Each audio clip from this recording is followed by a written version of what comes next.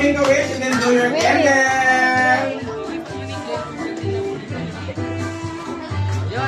Okay, pero bago po matapos ang lahat, tinatawagan ko po si Nanay Rosie Garcia para magbigay po ng mensahe sa kanyang anak na nandiriwang ng ginintuang kaarawan.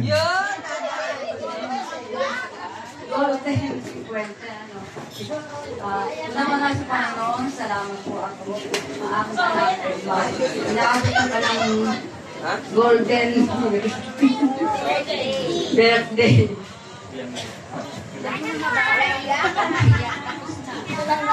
Tama na, wag ka nang magpapabaan para hindi ka Happy birthday! Happy birthday!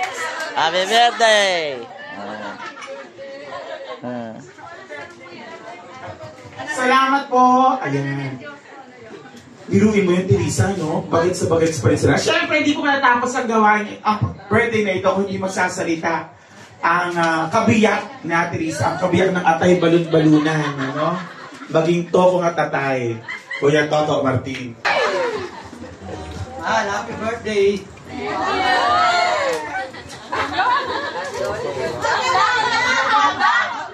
Napakahihaba naman. Isang representative po sa kapatid po ng Kuya Toto para magbigay po ng mensahe. Andiyan na po ang Chapureng. Chapureng, ikaw naman po pinakamatanda. Isang mensahe po para sa iyong hipag. Hipag ba tawag doon?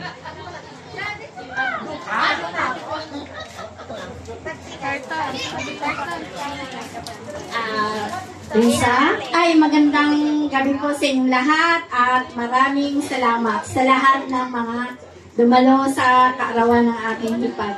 Lisa, happy 50th birthday. Nawa ay patuloy kang gabayan ni Lord at gabayan ka na yung banal na Espiritu at nawa ay ang inyong pamilya ay magmahalan. Gayon din po ang inyong anak. At magiging mga apo. At magiging apo. Nawa ay maging masaya ka at bigyan ka na nawa ng marami pang kaarawan. Good health. Thank you. Maraming salamat. Happy birthday.